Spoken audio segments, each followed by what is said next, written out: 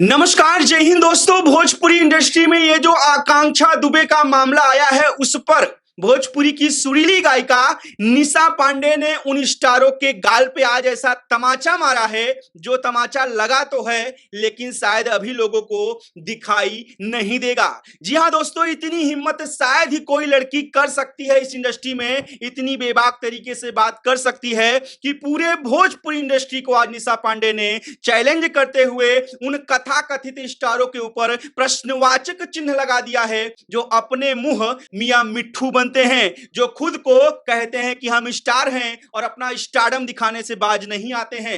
निशा पांडे का एक ऐसा पोस्ट सामने आया है जिसे अगर आप देखेंगे, समझेंगे तो आपको पता चलेगा कि हाँ, भोजपुरी इंडस्ट्री कितनी दलदल में है, भोजपुरी इंडस्ट्री की कितनी कड़वी सच्चाई है। निशा जी लिखती हैं, सब दिखावा नाटक करते हैं, कोई साथ नहीं देता।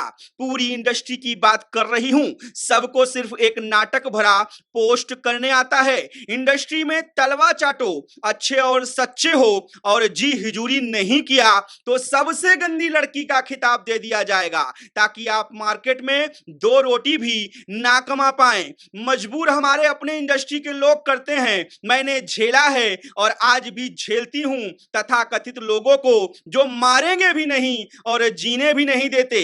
हम सारी इंडस्ट्री की लड़कियों को हिम्मत दिखाने की जरूरत है, हार नहीं मानना। मुझे देखो, अकेली बच्ची को पाल रही हूं, सब लड़कियां झुको नहीं, झुकाओ, झांसी की रानी बनो, दुर्गा का स्वरूप हो। इससे पहले भी श्रद्धांजलि व्यक्त करते हुए निशा पांडे ने एक पोस्ट किया था आकांक्षा दुबे के लिए, जरा उसे भी सुनिए। वो लिखती हैं, जब दुनिया छोड़कर इंसान चला जाता है तब लोग हजार तरीके की बात करते हैं, किस तकलीफ में ऐसा कदम उठाया कोई नहीं समझ पाता, पर ऐसे कदम से उनके हौसले और बढ़ जाते हैं जिनके लिए आप यह कदम उठाते हैं, या जिसकी वजह से आपको क्या दुनिया के किसी भी इंसान को यह कदम नहीं उठाना चाहिए। एक बार अपने माँ बाप परिवार के लिए जरूर सोचना चाहिए। बात करो, तकलीफ शेयर करो, अपने हक के लिए लड़ो, हारो मत। क्या आपके माँ बाप आपके चले जाने के बाद कभी सुकून से सो पाते होंगे? ये सोचो। जीवित रहकर लड़ो, जो लोग बेइज्जत करते हैं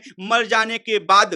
तुम बहादुर थी, आत्महत्या तो कायर किया करते हैं, तुम बहादुर थी, ईश्वर आपकी आत्मा को शांति दे। ऐसा पोस्ट उन्होंने आकांक्षा दुबे के लिए किया था, लेकिन जो पहला पोस्ट आपको सुनाया, ऐसा पोस्ट बहुत कम लड़कियां हिम्मत दिखा पाती हैं। और जैसा कि आपको पता है, आकांक्षा के केस में निशा पांडे बहुत एक्टिव हैं। जब उनकी मां दाह संस्कार के लिए लेके जा रही थी, तब भी निशा पांडे ने कॉल किया कि मम्मी जी, आंटी जी, आप अगर आज अपनी बेटी का दाह संस्कार कर दोगे तो केस की सच्चाई सामने नहीं आएगी। हालांकि मुंबई से कोई लड़की आई थी, कोई मॉडल थी, कह रहे हैं, ऐसा बताया जा रहा है मीडिया के माध्यम से, उसने आनन फानन में आकांक्षा दुबे का दाह संस्कार करवा दिया। लेकिन निशा पांडे ने तब भी कोशिश की थी और कहा था कि अभी मत करिए, अभी पोस्टमार्टम रिपोर्ट आने दीजिए, एक दो दिन रुक जाइए, मामला आगे आ जाएगा, उसके बाद सब कुछ होगा, क्योंकि नहीं तो केस को दबा दिया जाएगा। देखिए, निशा पांडे कंटिन्यू अपडेट है, और क्योंकि वो कह रही हैं उनके ऊपर ऐसा बीता है, उन्होंने झेला है, इसलिए उन्हें तकलीफ पता है। जो इस समय से गुजर चुका है उसे भली भांति पता है कि कैसे क्या होता है। आप लोग क्या कहेंगे निशा पांडे की इस बहादुरी में? जी हां, मैं इसे बहादुरी कहूंगा। जहां लड़कियां चुप रहती हैं, शांत रहती हैं, सोचती हैं, शोषण सहती हैं, कुछ बोलती नहीं हैं, ऐसे में निशा पांडे की यह हिम्मत वाकई में सैल्यूट करना तो बनता है। ऐसी लड़कियां अगर होंगी तो मुझे लगता है किसी भी इंडस्ट्री में उनका कोई शोषण नहीं कर सकता। और निशा पांडे ने जो यह आवाज उठाया है, कहीं ना कहीं जनता के दम पे, अपने फैंस के दम पे उठाया है, तभी उन्होंने अकेले पूरी भोजपुरी इंडस्ट्री को लपेटा है। आप लोग क्या कहते हैं, निशा पांडे से कितना सहमत हैं? प्लीज कमेंट सेक्शन में कमेंट करके अपनी राय जरूर दें कि जैसा निशा पांडे बेबाक तरीके से अपनी बात को रख रही हैं, वैसे ही जिन लड़कियों का आज शोषण हो रहा है, उन्हें भी क्या सामने आना चाहिए और खुलासा करना चाहिए? प्लीज कमेंट जरूर करें।